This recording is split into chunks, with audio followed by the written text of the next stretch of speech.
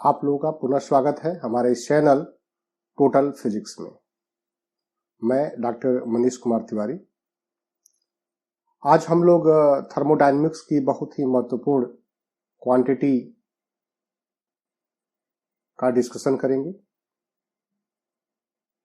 और साथ ही साथ हम लोग उसके अनदर वेरिएंट, अनदर फॉर्म को भी डिस्कस करेंगे। तो आज हम लोग जिस टॉपिक का स्टडी करेंगे वो टॉपिक है adiabatic equation of perfect gas. तो adiabatic equation of perfect gas क्या होता है, इसको दूसरे वे में हम लोग यह कह सकते हैं कि एडियाबेटिक प्रोसेस के दौरान इक्वेशन ऑफ स्टेट क्या होता है, या equation of state during adiabatic process. तो इसको हम इस प्रकार से भी समझ सकते हैं। तो सबसे पहले हम लोग एक ब्रीफ इंट्रोडक्शन देंगे एडियाबेटिक प्रोसेस के लिए कि एडियाबेटिक प्रोसेस क्या होता है। हालांकि मैंने इसके बारे में अपने पहले लेक्चर्स में डिटेल्स में इसको बताया है मैंने, बट फिर एक बार हम इसको यहां पर दोबारा देखेंगे कि यदि कोई थर्मोडायनेमिकल सिस्टम एक थर्मोडायनेमिकल स्टेट से प्रारंभ होकर के दूसरे थर्मोडायनेमिकल स्टेट में फिनिश हो रहा है और इस पूरी प्रक्रिया के दौरान वह थर्मोडायनेमिकल सिस्टम अपने सराउंडिंग से कोई हीट एक्सचेंज नहीं करता है, तो ऐसे प्रोसेस को ही हम लोग एडियाबेटिक प्रोसेस कहते हैं। तो means when the exchange of heat between thermodynamical system and its surrounding is not allowed, then the process will be known as adiabatic process. तो इसका मतलब हुआ कि एडियाबेटिक प्रोसेस में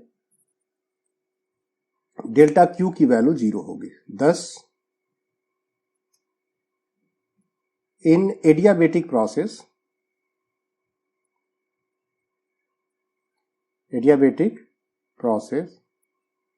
delta Q is equal to 0। यह आपका पहला equation. अब हमें इस प्रक्रिया के तहत हमें equation of state find out करना है। तो सबसे पहले हम लोग क्या करेंगे कि फर्स्ट लॉ ऑफ थर्मोडायनेमिक्स को अप्लाई करते हैं। तो from first law of thermodynamics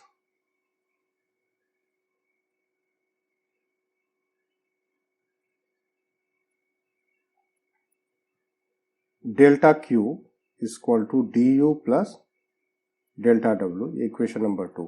since delta W is equal to P D V, तो this imply that delta Q is equal to D U plus P D V. ये हमारा equation number 3 है। Since delta Q is equal to 0 in adiabatic process, therefore from equation 3 we may have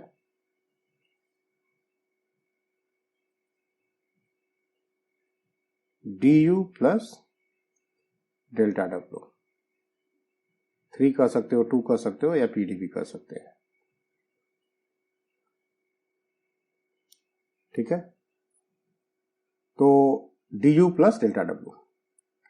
अब हम लोग आगे इसको बता सकते हैं कि this imply that delta W is equal to minus of du। ये भी कह सकते हैं that is during adiabatic process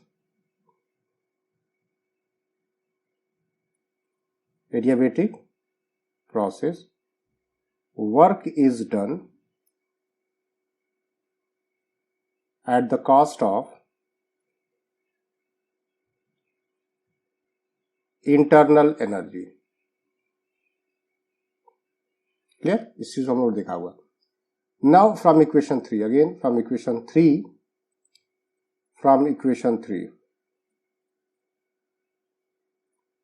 तो वहां पर क्या है कि du plus P D V equal to 0। ये हम लोग इक्वेशन इसको 5 बना लेते हैं। अब हम लोग यहां डी यू को डिफाइन करेंगे कि डी यू क्या है। तो if we have 1 mole of an ideal gas, और इसी को हम लोग परफेक्ट गैस भी कहते हैं, then du is equal to n 1 ग्राम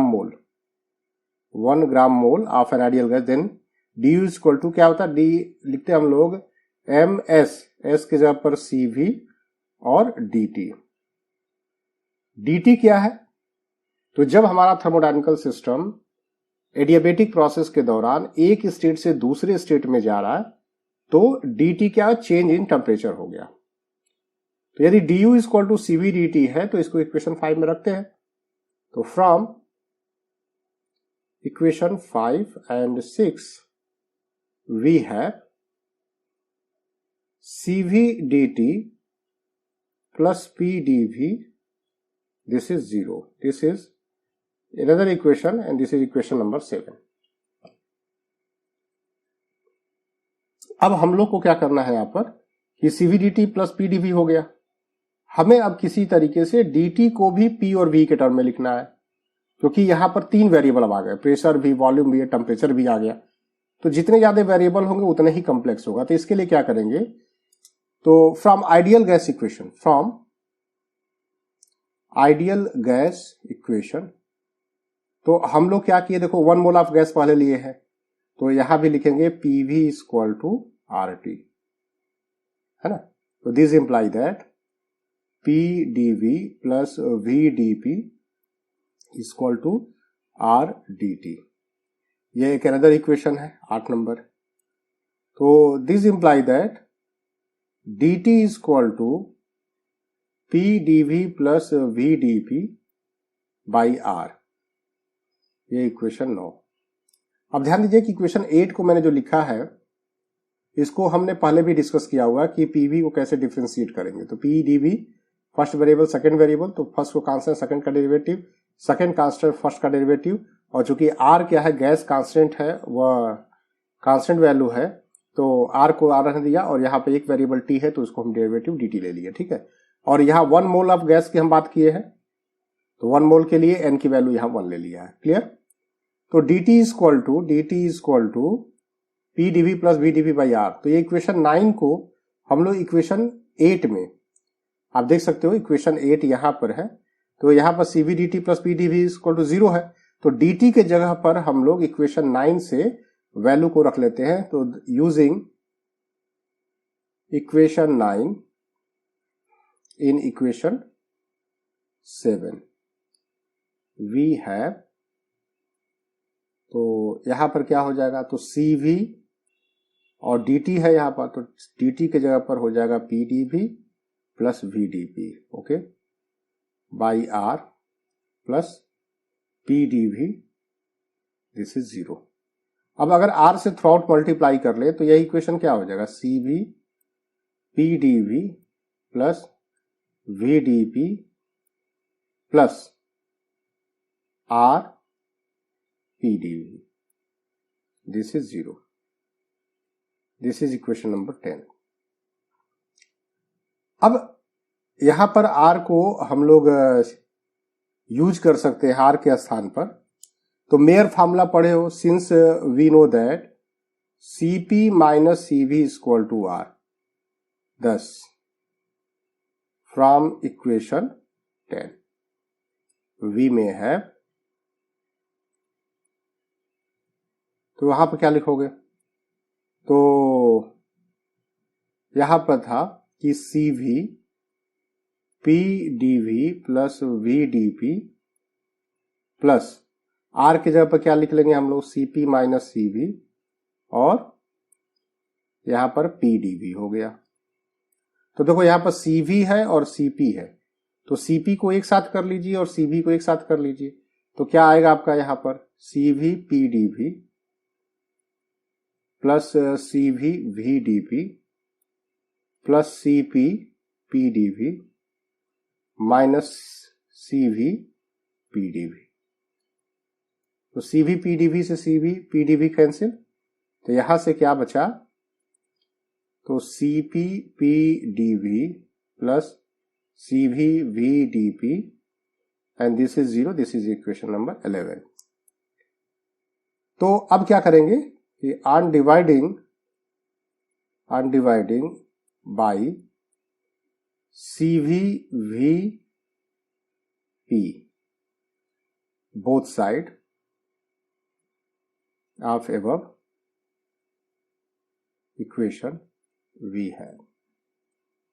तो ये क्या हो जाएगा, तो C P P D V upon C V P V से डिवाइड कर रहे हैं, C V V D P upon C V P we.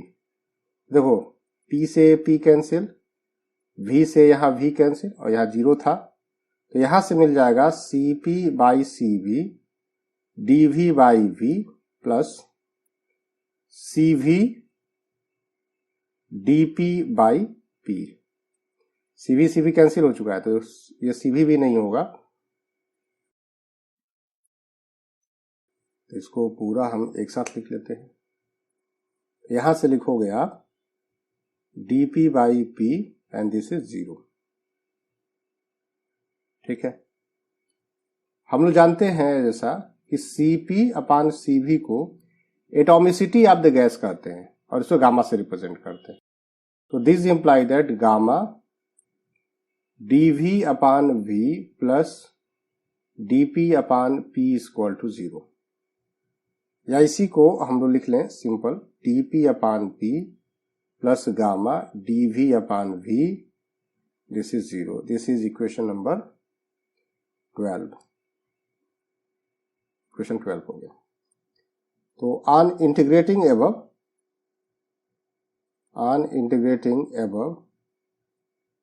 We have, तो अगर हम लोग इधर देख लेते हैं कि integration of dx by X होता है तो क्या होता है, log ऑफ x हो जाता है।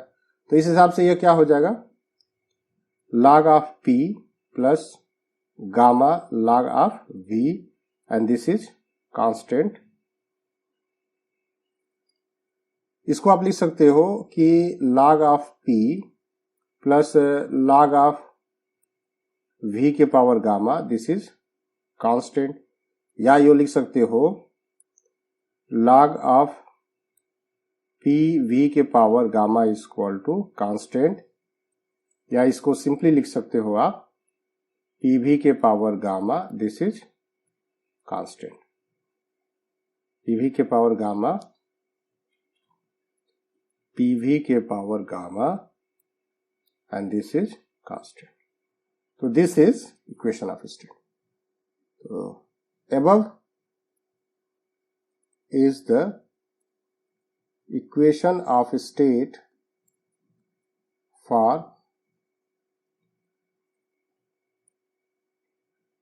perfect gas during adiabatic process। ठीक है, अब नेक्स्ट क्या है कि हमारे पास जब प्रेशर और वॉल्यूम दिया गया हो तब तो हम लोग ऐसे फाइंड आउट कर सकते हैं, है ना। लेकिन यदि हमारे पास टेम्परेचर वॉल्यूम हो, टेम्परेचर प्रेशर हो, तो क्या करना पड़ेगा। तो हमारे पास एक इक्वेशन हो चुका है ऑलरेडी, ये इसको इक्वेशन नंबर 13 से रिप्रेजेंट कर ले रहे हैं। तो since we know that PV is equal to RT, तो this imply that P is equal to, ये हो गया equation 14, using 14 to equation 13 we have, तो क्या हो जाएगा यहां पर RT बाई V और V के power gamma, this is constant.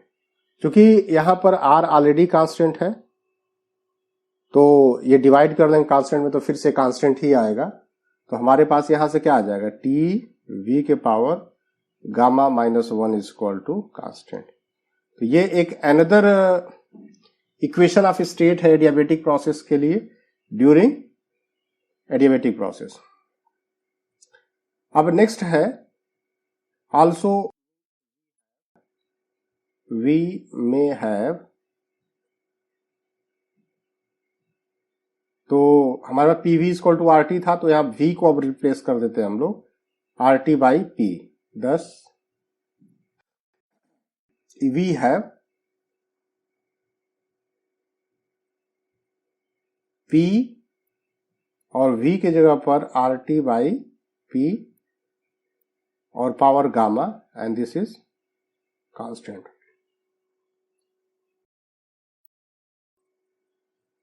तो यहां से क्या लिख सकते हो, R तो कांस्टेंट ही है, तो P की पावर 1 माइनस गामा T के power gamma, this is constant. तो यह भी हमारे पास एक इक्वेशन ऑफ स्टेट हो गया। तो इस तरीके से एडियाबेटिक प्रोसेस में हमारे पास इक्वेशन ऑफ स्टेट हो गया, PV के power gamma is equal to constant pressure volume के टर्म में, TV के power gamma -1 is equal to constant temperature volume के टर्म में, और फाइनली P के पावर 1 माइनस गामा T के power gamma is equal to constant pressure और temperature के टर्म में। तो इस प्रकार से हम लोग इस वीडियो लेक्चर में यह देखा कि इक्वेशन ऑफ स्टेट को कैसे लिखेंगे हम लोग एडियाबेटिक प्रोसेस में।